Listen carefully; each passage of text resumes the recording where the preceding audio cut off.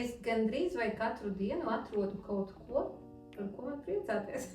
Man liekas, es gandarījumu izjūtu ļoti regulāri, un viņš ir gan par tiem cilvēkiem, kuri iznāk no zobarta kabinetiem un smaida, kā es teicu, gan arī es zinu, kāpēc viņi smaida, jo mūsu kolēģi spēja vienkārši darīt brīnumus, arī Sergejs.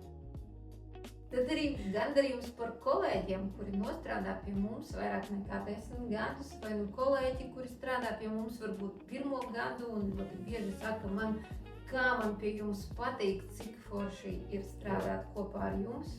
Tas arī ļoti liels gandarījums. Gan arī gandarījums ieviešot kaut kādu jaunu procesu vai procedūru. Es esmu ļoti gandarīta par to, ka mums beidzot ir bērnu narkozes. Un gandarīta par to, ka mēs strādājam kopā ar tik foršu anesteziologu.